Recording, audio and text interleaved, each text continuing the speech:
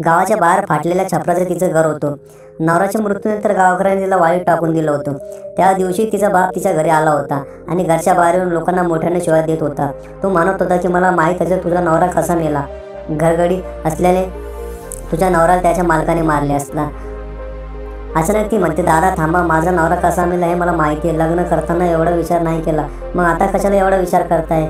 मी तुमच्यासोबत येणार नाही, मला माझ्या नशिबावर सोडून द्या. तिचा बाप म्हणतो, अगं बाई, तू या 10 वर्षाच्या मुलाला घेऊन कशी राहणार या फाटक्या घरात. परत चल माझ्यासोबत, आपण जाऊ आपल्या गावाला, तिथेच राहू. अगं तू एवढी असताना तुझी आई मला सोडून गेली. एका मुलीला काय पाहिजे असते मला कसं कळणार. आता तू हे लहान मूल आणि पोटात वाढणार पोरगं घेऊन या फाटक्या छपरात कशी राहणार. चल. ती म्हणते, नाही दादा, मला माझ्या नशिबावर सोडून द्या आणि तुम्ही या आता. बाप गेल्यावर अनुराधा तिच्या 10 वर्षाच्या मुलाला म्हणते की सोनू मला मदत करू लाग, आपल्याला चप्पल जागायचे. तेव्हा तिचा मुलगा म्हणतो की आई, आपण आजोबासोबत घरी का नाही गेलो. तेव्हा ती म्हणते, अरे बाबा, दुसऱ्याच्या घरी सालगडे आहे, त्याला त्याचंच पोट भरता अवघड जातं. मी कुठे त्याच्यावर ओझं बनू. शेवटी मुलगी हे परक्याचं धन असते. मला माझ्या बापाच्या डोक्यावरचे ओझं नाही व्हायचं आयुष्यभर. आठवडाभर दोघं डोंगर रानातून लाकडं गोळा करून, पालापाचोळा गोळा करून घरचे छप्पर कसे बस झाकतात. अनुराधा गर्भवती असते तरी घर चालवण्यासाठी, पोट पाहण्यासाठी ती काम करत असते. गवताची ओझी करून विकत असे, गवंड्याच्या हाताखाली कामाला जात असे, लाकूड तोडून विकत असे. सकाळी लाकूड तोडण्यासाठी गेलेली अनुराधा घरी येता संध्याकाळ व्हायची. तेव्हा तिला एका मनाचे 50 पैसे भेटत होते. त्यातून ती तिच्या मुलासाठी खाण्यासाठी उदरनिर्वाह करत होती. एकदा ती आजारी होती, खूप ताप आला होता तिला आणि काम करू शकत नव्हती. त्यावेळेस खाण्यासाठी काही नव्हते म्हणून ती मुलीला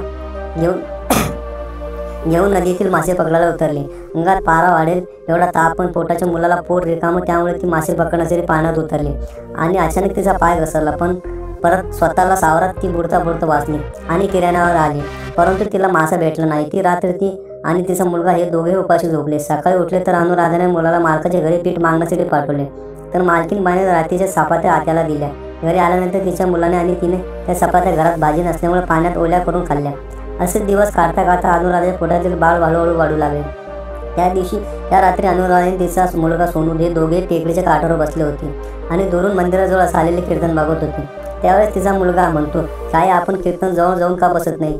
तर मुलाला गावातील लोकांनी असलेली मानसिकता आणि जाती व्यवस्था सांगण्यापेक्षा अनुराधा सांगते की अरे देवा, आपल्याला या मंदिरातून बघत आहे, त्यामुळे आपल्याला तिकडे जाण्याची गरज नाही. कीर्तन संपता रात्री 11:30 वाजले होते आणि अचानक तिच्या पोटातील वेदना असहाय्य होऊ लागल्या.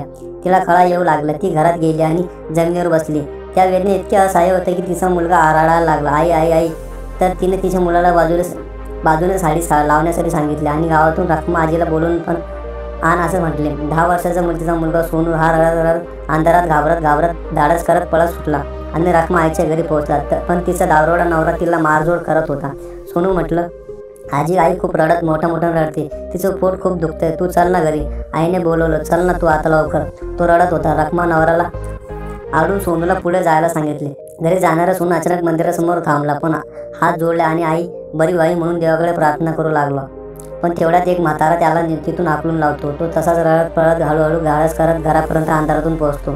तोपर्यंत आईच्या वेदना अत्यंत असहाय्य झालेल्या असत्या आणि सोनू रडत असतो. दोघांची ही रात्र खूप मोठी होता अनुराधा बाळाला एका जन्म देते आणि सोनूला बाहेरून वेळा आणायला सांगते. अनुराधा त्यावेळी नाळ कापते. अशक्त झालेली ती उठणे बसू शकत नव्हती.